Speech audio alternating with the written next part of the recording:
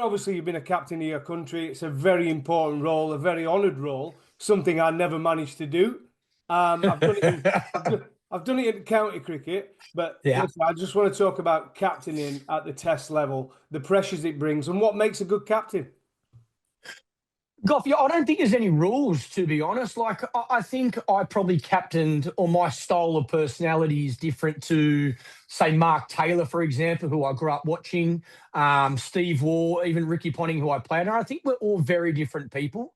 I think that's one of the things about captaincy. Your natural personality comes out. I don't think there's anywhere to hide. And that's probably got positives and negatives. But look, I guess my focus when I was lucky enough to take over the captaincy for the Aussie team was trying to find the way to get the best out of the players we had. We're going through a pretty tough period. I think we'll rank 5 in the world. But I thought we had still some good talent. It's just we probably hadn't spent enough time together. We're probably low on confidence. And we sort of got together after that great Australian team. So it was a hard act to follow. So I just think time together, working together at training, getting to know each other, and then you build that self-confidence as a group and start to back each other probably a lot more than you did at the start. That was probably my focus in trying to turn things around. But yeah, look, there's things I look back now. What am I, 10 years post-retirement? If I captain now, I think I'd be probably a little bit softer than I was. Having a daughter, I think, really softened me.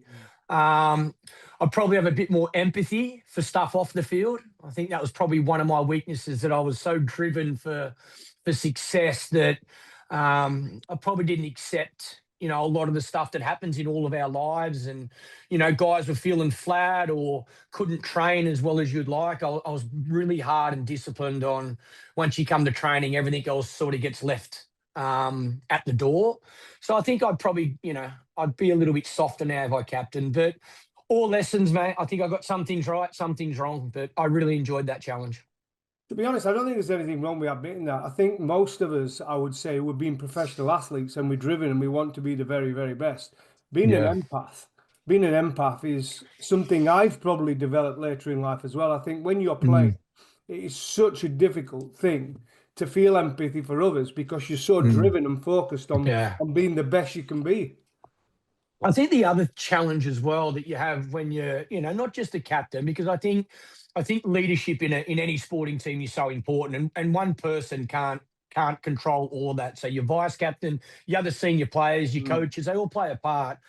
I think you go through your career and work out what works for you, but that's not necessarily what's best for everyone else. So I think, that transition from being a player, spending all that time, all those years working out how you can get your best out of yourself, and then you become a leader and you go, okay, sometimes you're so focused on trying to get everybody to, Mm. if you're a hard trainer or if you're extra disciplined, like how Justin Langer become the player he was compared to how Shane Warne become the player he was. Two complete different characters, two complete different mindsets. So yeah, I think that was a learning for me as well when I took over the captaincy, that not everybody's going to be like me. Thank God. So trying to manage each individual to get the best out of themselves, which in essence gets the best out of the team. Like that was one of the things Warney taught me. Mm. We always had this thing about the baggy green being, the most special thing in the world, which to me it was. To receive your baggy green was super special, and I'm sure it was for Warney. But Warney loved his floppy hat. So Warney's, I guess, truth was, just because I don't wear the baggy green as much as everyone else doesn't mean I don't love playing for my country as much as everyone else. And it was 100% right. But there's such a perception in Australia that your baggy green is everything. Mm. So that took time as well for people to understand and respect. But I think that's a very simple example of, exactly that. We're all different characters, and you just try and get the best out of each other. Would your character, would you say, in your captaincy style, being very much a mirror of Warney? Because was Warney, I don't think he captained Australia, was Warney the best He captained, I captain? think he captained 10 one-dayers, but no Yeah, test matches. but in Test match, would he have been the best captain that never was? I will say yes, because I played under him at Hampshire. And Yeah. and Warney, everyone talks about how great a bowler he was. He was the best reader of a game of cricket that I ever saw. Like he was always in front of the game, and you could tell he was like that as a bowler. But his leadership was the same, tactically, field placements, trying to keep the game moving, make change, whether it's change a bowler, change a field placement, get in the batter's head. He was very skillful at that. So yeah, I think without doubt, Warney would have been an unbelievable captain on the field. I think the thing we'll never know, because captaining your country is not just about the tactical Mm. side. There's so much that comes with off the field. Um, and that we'll never know. But in regards to reading the game of cricket, he was the best I ever played under. He was the best I saw. I think I learned a lot from Warney, there's no doubt. But again, I think there's parts of our personalities that were different. As close a friends as we were, we're still individual people. But I used to use Warney as a sounding board, because it was either, I played a lot with him, but then he went straight into commentary. So even if we were on tour, especially when it comes to using spin bowling, I would go during the lunch break. I would speak to the team manager and ask, because we had all those rules about you can't use a mobile phone and things like that. But I would ring Warney during the lunch break on the manager's phone and say, mate, is there anything you're seeing? Am I using Nathan Lyon the right way? What about fields? Like a 2-minute phone call. But, because he read the game so well and he was there commentating, watching, it'd only take one idea, or sometimes with Warney, it was Warney giving you that extra bit of confidence that just made you felt on top of the world. But yeah, I did learn a lot from him in regards to leadership. Mm. I think when you're captaining, Clarke, and when you're in a winning side and you're winning and you're captaining, is it any different, other than results, when you're captaining a side when you're on the losing end of it? I think we'd all like to say no. I think we'd all like to say you stay consistent, but no, there's a big difference. I think the feeling in the group straight away is significantly different. I think that feeling in the change room becomes, when you're winning, it feels like everything's about the team. Guys will get no runs, but they're out the front clapping and cheering because somebody else makes 100, then you still win the game, you're over the moon. The other thing as well, players are aware, the more you win, the harder it is to get dropped individually, even though cricket is a team sport, but it's 11 individuals playing that sport. When you're losing, certainly over a period of time, I think everyone goes into, oh, I've got to make runs to stay in the team, a little bit look after yourself sort of feeling. So that's probably one of the challenges as well, Goffy, when you're captain, to try and Mm. find ways to keep making it about the team.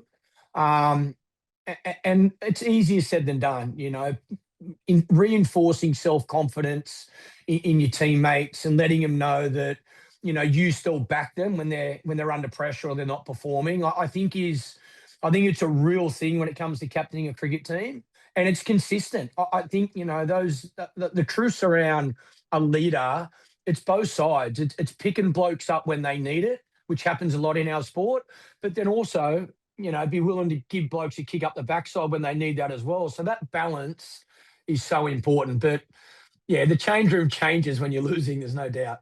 You probably don't drink as much as well. I know, exactly, mate. Don't worry, we were used to losing, especially in Ashes series. But I was going to ask you that, actually. Is there more pressure when you captain in your country in an Ashes series than in any other series, or do you think that is just media hyped? I think the Ashes is a bigger series still. Like, I think what's happening at the moment in Australia, this series has been built probably before a ball's bowled, as big as I can remember. 2005 Ashes, when we lost in England, I think after sort of the first test or during the first test, things just went wild. Like, it was 24/7 on the field, off the field. And that was an absolute cracker of a series. I feel like this has got that same intensity, but before a ball's bowled. As a player, well, you'll know as well, when you walked out to bowl, you wanted to take wickets. I can't imagine any time you walked onto a field, you went, oh, I'm happy to go none for 100.